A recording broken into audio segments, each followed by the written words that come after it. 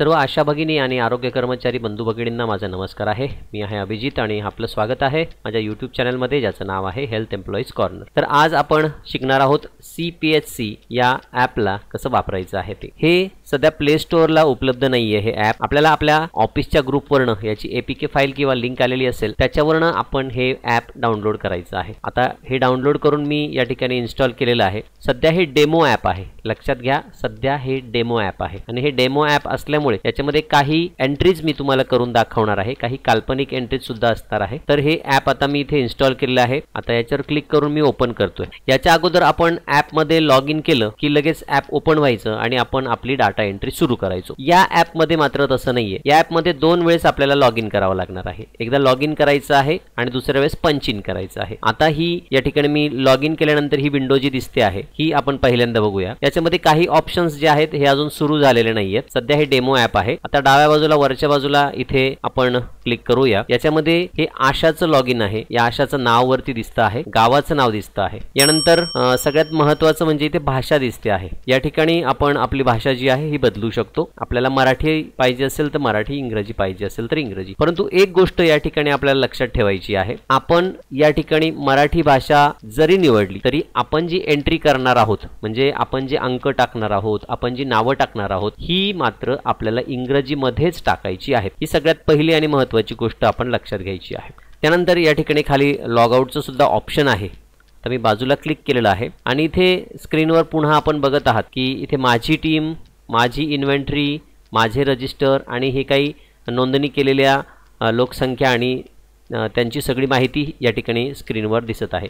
आता सध्या हे ऑप्शन सुरू नाहीये। ज्यावेळेस ओरिजिनल ॲप येईल त्यावेळेस हे सगळे ऑप्शन आपल्याला त्या ठिकाणी वापरायला मिळणार आहेत। तर खालच्या बाजूला हे गोल बटन जे आपल्याला दिसतं आहे उजव्या बाजूला, हे सिंकचं बटन आहे। आता एक गोष्ट लक्षात घ्यायची आहे आपल्याला की आपण हे ॲप जे आहे हे ऑफलाईन सुद्धा वापरू शकतो। म्हणजे इंटरनेट आपल्याकडे नसेल तर आपण हे ॲप वापरू शकतो आणि जेव्हा आपण इंटरनेटमध्ये जाऊ त्यावेळेस इंटरनेट चालू करून आपल्याला या गोल बटनवर क्लिक करून आपला जो डेटा आहे हा वरती सर्व्हरला पाठवायचा आहे, म्हणजेच आपल्याला तो डेटा सिंक करायचा आहे। आणि खाली उपस्थिती नोंदवा हे जे ऑप्शन आहे या ठिकाणी आपण क्लिक करून दुसरं लॉग इन आपण करू शकतो। तर आता हे दुसरं लॉग इन या ठिकाणी मी करत आहे। यामध्ये पहिलं जे ऑप्शन आहे माझं गाव हे आपल्याला निवडायचं आहे।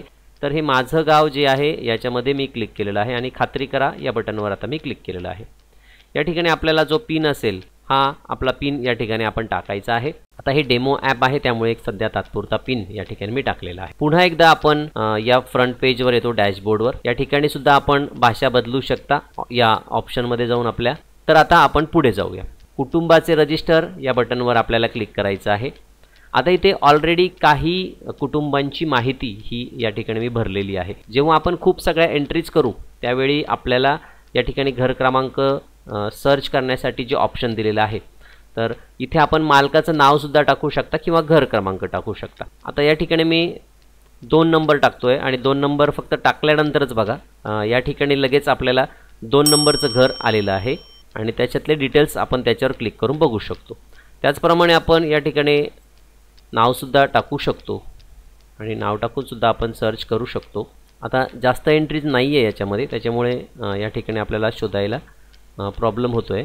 परंतु अशा पद्धतीनं या ठिकाणी आपण सर्च करून हे सगळं एंट्रीज जे आहे या आपण शोधू शकतो। नवीन एंट्री कशी करायची आहे हे आता सर्वप्रथम आपण बघूया। या ठिकाणी नवीन घर हे जे ऑप्शन आहे, हे नवीन घर या ऑप्शनवर आपल्याला क्लिक करायची आहे। या ऑप्शनवर क्लिक केल्यानंतर या काही सूचना आपल्याला या ठिकाणी दिल्या जातात आणि ठीक आहे या बटनवर आपल्याला क्लिक करायचं आहे। वरती गाव आणि कार्यक्षेत्र जे आहे हे आपोआप त्या ठिकाणी येतं। घराचे तपशील यामध्ये या ठिकाणी घर क्रमांक आपल्याला टाकायचा आहे। आता हे 4 नंबरचं घर आहे। कुटुंब क्रमांक हा ऑटोमॅटिक या ठिकाणी येतो। त्यानंतर या ठिकाणी पूर्ण पत्ता आपल्याला टाकायचा आहे। आता हे टाईप करत असताना एक गोष्ट लक्षात घ्यायची आहे आपल्याला की या ठिकाणी आपला जो कीबोर्ड आहे हा मराठी नसला पाहिजे। कधी कधी हा मराठी जर असला तर तो या ठिकाणी व्यवस्थित टाईप होत नाही।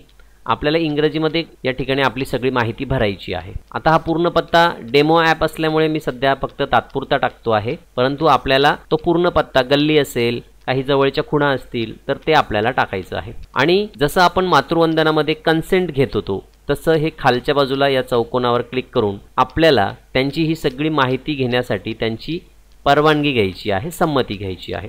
आता संमती काय काय आहे तर त्याचा फॉर्म या ठिकाणी हा फक्त सॅम्पल म्हणून मी तुम्हाला दाखवतोय। त्याच्यावर क्लिक केल्यानंतर हा सगळा फॉर्म या ठिकाणी ओपन होतोय, परंतु हा प्रत्येक वेळेस आपल्याला बघण्याची गरज नाही। परंतु या चौकोनात मात्र आपल्याला क्लिक करायची आहे। खालच्या बाजूला जतन करा आणि पुढे जा या ऑप्शनवर आपल्याला क्लिक करायचं आहे। क्लिक केल्यानंतर या ठिकाणी या सूचना येतात आणि ठीक आहे याच्यावर आपल्याला क्लिक करायचं आहे। आता या ठिकाणी सुद्धा आपण आभा कार्ड सहनोंदणी करू शकतो, आभाची नोंदणी सुद्धा करू शकतो। हे पहिलं जे ऑप्शन आहे, लाभार्थीकडे आभा कार्ड आहे काय, होय असेल तर त्याच्यानुसार सुद्धा आपण एंट्री करू शकतो। आभाचा नंबर, आभाचा पत्ता किंवा आभाशी जो मोबाईल नंबर जोडला गेलेला आहे त्याच्याद्वारे सुद्धा आपण ही नोंदणी करू शकतो। किंवा आभा नसेल तर या ठिकाणी नाही या ऑप्शनला निवडून आपण या ठिकाणी त्याचं आभा कार्ड सुद्धा जनरेट करू शकतो। तर हे ऑप्शन सुद्धा या ठिकाणी आपल्याला दिलेलं आहे। सध्या मी आभाद्वारे ही एंट्री करू इच्छित नाहीये, तर मी मागे आलेलो आहे। त्यानंतर मोबाईल नंबर आपल्याला टाकायचा आहे। आता आपण सर्वेक्षणामध्ये माहिती भरायला जी सुरुवात करतो ही कुटुंब प्रमुख जो आहे याच्यापासून शक्यतो करत असतो। तर आता हा कुटुंबाचा जो सदस्य आहे याचा मोबाईल नंबर स्वतःचा आहे, कुटुंबाचा आहे, नातेवाईकांचा आहे, शेजारी आहे, तो निवडायचा आहे, कुणाचा मोबाईल नंबर आहे आणि तो जो मोबाईल नंबर आहे तो या ठिकाणी आपल्याला टाकायचा आहे। तर आता पुढे वैयक्तिक माहिती आपल्याला भरायची आहे। या ठिकाणी पूर्ण नाव आधार कार्डवर जसं नाव आहे तसं आपल्याला या ठिकाणी टाकायचं आहे, इंग्रजीमध्ये। लक्षात घ्या, इंग्रजीमध्ये। आता आशा भगिनी ही डेटा एंट्री करताना थोडीशी अडचण त्यांना या ठिकाणी होणार आहे, परंतु त्याच्यासाठी एक पर्याय आहे। या ठिकाणी वरच्या बाजूला आधार स्कॅन करा हे ऑप्शन आहे आणि या ऑप्शनमध्ये जाऊन आपण या ठिकाणी ही जी माहिती आहे ही अगदी शॉर्टकटमध्ये घेऊ शकता। तर त्याच्यासाठी आपल्याला काय करायचं आहे, आपल्याला त्या लाभार्थीचा आधार कार्ड घ्यायचा आहे आणि आधार कार्ड घेतल्यानंतर या ऑप्शनमध्ये गेल्यानंतर या ठिकाणी आपल्याला टिपणे याच्यावर क्लिक करायची आहे। आता या ठिकाणी हा एवढाच जो पोर्शन आहे, एवढाच भाग आहे तो ओपन होतो आणि त्याच्यामध्ये आपल्याला लाभार्थीचं आधार कार्ड आहे हे स्कॅन करायचं आहे। आता हे या ठिकाणी मी स्कॅन केलेलं आहे। फोटो व्यवस्थित आलेला नसेल तर रिटेक हे बटन आहे वरती, त्याच्यावर क्लिक करून आपण पुन्हा घेऊ शकता आणि पुढे जा या ऑप्शनवर आपल्याला क्लिक करायची आहे। आता पुढे जा या ऑप्शनला आपण निवडल्यानंतर लक्षात घ्या, आता हे माझा आधार मी या ठिकाणी क्लिक करून स्कॅन करून ही एंट्री तुम्हाला दाखवली आहे। तर आधार स्कॅन केल्यानंतर ते संपूर्ण आधार, फक्त QR कोड स्कॅन करायचा नाहीये, आपल्याला संपूर्ण आधार कार्ड स्कॅन करायचं आहे। हे संपूर्ण आधार कार्ड स्कॅन केल्यानंतर हे ॲप त्या आधारची सगळी माहिती जशीच्या तशी या ठिकाणी तुम्हाला टाईप करून देतो, टाकून देतो। आता या ठिकाणी बघा, माझं नाव या ठिकाणी संपूर्ण आलेलं आहे जसं आधार कार्डवर आहे तसं। आता मी तुम्हाला म्हणालो की या ठिकाणी आपल्याला आधार कार्डवर जसं नाव आहे तसंच टाकायचं आहे, परंतु अनेक वेळा असं होतं की नवीन विवाहित ज्या मुली असतात त्या सासरी आल्यानंतर सुद्धा त्यांच्या आधार कार्डवर माहेरचं नाव असतं। तर अशा वेळी या ठिकाणी आधार स्कॅन करून तुम्ही हा डेटा घेऊ शकता आणि तिचं नाव एडिट करून सासरचं नाव टाकू शकता। आधार कार्डवर जर फक्त जन्माचं साल असेल तर या ठिकाणी तुम्ही वय सुद्धा टाकू शकता किंवा जन्मतारीख सुद्धा या ठिकाणी एडिट करू शकता। त्यानंतर जतन करा आणि पुढे जा या बटनवर क्लिक करायचं आहे। तर आधार कार्ड स्कॅन करून ही माहिती कशी ऑटोमॅटिक घ्यायची आहे हे आपण बघितलं। आता मी एक काल्पनिक नाव या ठिकाणी टाकतो आहे। आता हे एक नाव या ठिकाणी मी टाकलेलं आहे पुरुषाचं, पुरुष आहे, स्त्री आहे, त्याच्यावर क्लिक करायचं आहे। वय 45 आहे। आधार क्रमांक, आता आधार स्कॅन केल्यानंतर आपण बघितलं की सगळे डिटेल्स या ठिकाणी आले होते। मी आपल्याला विनंती करेल की शक्यतो आधार नंबर आपण टाकायचाच आहे, परंतु त्या क्षणाला जर उपलब्ध नसेल तर आता नाही आहे या ऑप्शनवर क्लिक करायचं आहे। तयारच केलेलं नसेल तर तयार केले नाही हे ऑप्शन आपल्याला निवडायचं आहे। जतन करा आणि पुढे जा या बटनवर क्लिक करायचं आहे आणि पुढे जायचं आहे। कायमस्वरूपी नोंदवलेल्या कुटुंबासह राहत आहेत का, म्हणजे हे जे लाभार्थी आहे आपलं हे या कुटुंबासोबत राहतंय का, तर अर्थातच होय ह्यावर आपण क्लिक केलं आहे। हे लाभार्थी ज्याची आपण नोंदणी करतोय हे विवाहित आहे, अविवाहित आहे, हे डिटेल्स इथे भरायचे आहेत। जर आपण अविवाहित म्हटलं तर खालचे ऑप्शन आपल्याला पालकांचे येतात, विवाहित म्हटलं तर खालचे ऑप्शन बघा आपण या ठिकाणी बदलले जातात। त्यानंतर पुढचं ऑप्शन आहे की याचा जोडीदार आपल्याला निवडायचा आहे। तर जोडीदार निवडण्यासाठी मी इथे क्लिक केलेलं आहे, परंतु अजून हे जे लाभार्थी आहे यांच्या पत्नीची नोंदणी आपण या ऍप मध्ये केलेली नाहीये, त्याच्यामुळे आपण या ठिकाणी अजून जोडलेले नाही हे ऑप्शन निवडायचं आहे आणि खाली जतन करा या बटनवर क्लिक करायचं आहे। आता हे जे लाभार्थी आपण नोंदवतोय त्यांचे आई आणि वडील यांची सुद्धा माहिती आपल्याला इथे टाकायची आहे, परंतु त्यांचे आई आणि वडील जर हयात असतील, त्यांच्या सोबत त्या कुटुंबामध्ये राहत असतील तर त्या ठिकाणी ती माहिती टाकायची आहे। आता पालकांचे तपशील वडिलांचे नाव मध्ये निवडा या ऑप्शनवर क्लिक करायचं आहे आणि याच्यामध्ये पुन्हा एकदा 3 ऑप्शन आपल्याला दिलेले आहेत।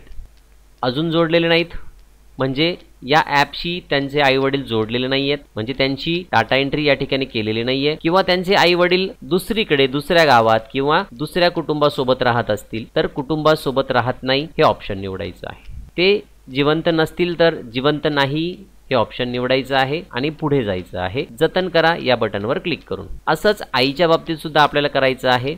पुन्हा एकदा जतन करा या बटनवर क्लिक करायचं आहे, थोडं वर स्क्रोल करायचं आहे। आता हे जे आपले लाभार्थी आहे हे लाभार्थी त्यांच्या कुटुंबाचे प्रमुख आहेत का? असतील तर होय या ऑप्शनवर क्लिक करायचं आहे, नसेल तर नाही या ऑप्शनवर क्लिक करायचं आहे। त्यानंतर जतन करा आणि पुढे जा हे मी निवडलेलं आहे। आता एक गोष्ट आपल्याला लक्षात ठेवायची आहे की आपल्या ज्या आशा भगिनी आहेत त्यांचे इन्सेंटिव्ह सुद्धा या ॲपच्या माध्यमातून भविष्यात मिळणार आहे, त्यामुळे ही एंट्री केल्यानंतर तुम्हाला काय लाभ मिळणार आहे हे सुद्धा त्या ठिकाणी स्क्रीनवर भविष्यात दिसणार आहे। सध्या हे डेमो ॲप असल्यामुळे आपल्याला या ठिकाणी पॉइंट्स दिलेले आहेत, गुण दिलेले आहेत, तर आता हे 10 गुण आपल्याला प्राप्त झालेले आहेत। ठीक आहे, या बटनवर आपल्याला क्लिक करायचं आहे। आता आपण लाभार्थ्याच्या घरात किंवा कुटुंबात उपस्थित आहात का?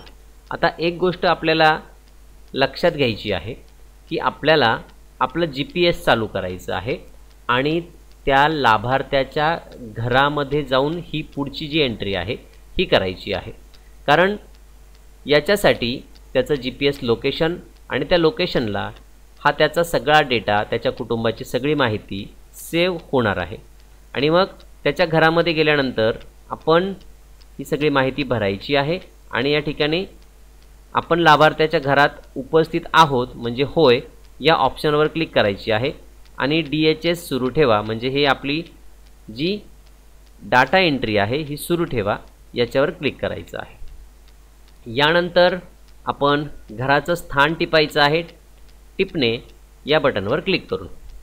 आता मी या ठिकाणी क्लिक केलेलं आहे आणि त्याने हे जे लोकेशन आहे हे या ठिकाणी सेव्ह केलेलं आहे। त्यानंतर आपल्याला लाभार्थीच्या घराचा पुढील बाजूचा फोटो घ्यायचा आहे। आता पुन्हा एकदा टिपणे या ऑप्शनवर आपल्याला क्लिक करायची आहे। आता सध्या मी फक्त डेमो एंट्री करून दाखवत असल्यामुळे या ठिकाणी मी हा फोटो असाच आपल्याला काढून दाखवत आहे। त्यानंतर जतन करा आणि पुढे जा या ऑप्शनवर आपल्याला क्लिक करायचं आहे। तुम्ही मात्र सगळी जी एंट्री आहे ही अगदी व्यवस्थितपणे करायची आहे। डेमो ॲप आहे, फक्त आपल्या शिकण्यासाठीचं ॲप आहे, म्हणून या काही एंट्रीज मी सॅम्पल म्हणून आपल्याला करून दाखवतोय। यानंतर जातीची निवड आपल्याला करायची आहे, धर्म निवडायचा आहे आणि पुन्हा एकदा जतन करा आणि पुढे जा या बटनवर क्लिक करायचं आहे। त्यानंतर शिक्षणाची स्थिती, त्याचं शिक्षण जे झालेलं असेल ते या ठिकाणी टाकायचं आहे। त्याचा जो व्यवसाय आहे तो या ठिकाणी आपल्याला टाकायचा आहे। व्यवसायाशी संबंधित ह्या ज्या जोखीम आहेत आपण NCD मध्ये या सगळ्या भरलेल्या आहेत, हे सगळे ऑप्शन तिथे आपल्याला बघायला मिळालेले आहेत, तेच या ठिकाणी आलेले आहेत। तर प्रदूषण करणाऱ्या या घटकांमध्ये ही व्यक्ती कुठे काम करते का? असेल तर तसं निवडायचं आहे, नसेल तर काहीही नाही या ऑप्शनवर आपल्याला क्लिक करायचं आहे। पुन्हा एकदा जतन करा आणि पुढे जा याच्यावर आपल्याला क्लिक करायचं आहे आणि आणखीन 10 गुण आपल्याला या ठिकाणी मिळाल्याचा मेसेज आलेला आहे। इथपर्यंत आता कौटुंबिक माहिती जी आहे ही आपण भरलेली आहे। आता कुटुंब सर्वेक्षण सुरू करा या ऑप्शनवर आपल्याला क्लिक करायची आहे। आता पुढच्या ऑप्शन मध्ये आपण गेल्यामुळे पुन्हा एकदा आपल्याला जाती जमातीचा धर्माचा हा कॉलम आलेला आहे। पुन्हा एकदा जतन करा आणि पुढे जा या ऑप्शनला आपल्याला निवडायचं आहे। कुटुंबाची जी श्रेणी आहे म्हणजे त्याचं BPLचं कार्ड आहे का, APLचं कार्ड आहे का, पांढरं आहे, केशरी आहे, कोणतं आहे हे आपल्याला निवडायचं आहे। रेशन कार्डचा क्रमांक या ठिकाणी टाकणं हे कंपल्सरी आहे। आता मी क्रमांक या ठिकाणी टाकतो आहे। त्यानंतर कुटुंब NFSA अंतर्गत येते का, रेशनचं धान्य मिळण्याची ही स्कीम आहे तर त्या अंतर्गत हे कुटुंब आहे किंवा नाही हे या ठिकाणी निवडायचं आहे। हे जे कुटुंब आहे ही व्यक्ती आहे ही भटक्या जमातीमध्ये येते का, होय नाही हे निवडायचं आहे। कुटुंबाचं मूळ गाव, आता ही गोष्ट लक्षात घ्यायची आहे। आता एखादा लाभार्थी तुमच्या कार्यक्षेत्रातलं नसेल, जिल्ह्यातलं नसेल, राज्यातलं नसेल तर इतर राज्य हे सुद्धा ऑप्शन या ठिकाणी दिलेलं आहे। त्यामध्ये ही सगळी राज्य दिलेली आहेत आणि या राज्यांमध्ये जर ते लाभार्थी तिकडचं असेल तर आपल्याला ते निवडायचं आहे। परंतु आता हे जे लाभार्थी आपण भरतोय हे महाराष्ट्रातलंच आहे, त्यामुळे मी महाराष्ट्र यावर क्लिक केलेलं आहे। जिल्हा निवडायचा आहे आपल्याला, जिल्हा या ठिकाणी मी निवडलेला आहे। यानंतर घराची मालकी, हा लाभार्थी ज्या घरात राहतो हे स्वतःचं आहे, भाड्याचं आहे ते निवडायचं आहे। मालकीचं आहे तर किती दिवसांपासून राहतो आहे, पुन्हा एकदा जतन करा आणि पुढे जा या ऑप्शनवर आपल्याला क्लिक करायचं आहे। घराची रचना, घर कसं आहे, कच्चं आहे, पक्क आहे, पिण्याचं पाणी, नळाचं वापरताय, कुठलं वापरताय, हे सगळे प्रश्न आपल्याला एनसीडी मध्ये गेलेले आहेत, त्यामुळे या ठिकाणी विशेष काही सांगण्याची गरज नाही असं मला वाटतंय। वीज, स्वयंपाकाचं साधन, वाहन आहे का, 4 व्हीलर आहे, 2 व्हीलर आहे, आणि जतन करा आणि पुढे जा। आता आणखीन एक ऑप्शन राहिलेलं आहे, हे बघा, शौचालयाची स्थिती सुद्धा एखादा ऑप्शन राहिलं तर आपल्याला तो दाखवतो। शौचालयामध्ये एक माहिती या ठिकाणी मला सांगायची राहिली होती। पाणी असलेलं शौचालय जे आहे, वाहतं पाणी, कोरडा खड्डा, हे सगळे जे ऑप्शन्स आहेत याच्यामध्ये हे खालचे ऑप्शन्स बघा, आपण कुटुंबात कोण शौचालय वापरतं हे कॉमन आहे, परंतु ज्यावेळी कोणतंही शौचालय सुविधा नाही हे ऑप्शन आपण निवडतो तर खालचे ऑप्शन्स बदलले जातात। आता त्यांच्या घरात शौचालय नसेल तर पुरुष शौचालय कुठे जातात, त्यानंतर महिला कुठे जातात, घरात तृतीयपंथी असेल तर ते कुठे जातात, हे सगळं ऑप्शन या ठिकाणी आपल्याला बघायला मिळतं। म्हणजे समजा पुरुष असतील ते मोकळ्या मैदानात जात असतील, स्त्रिया असतील सार्वजनिक शौचालयात जात असतील, तर असे हे ऑप्शन बदलले जातात।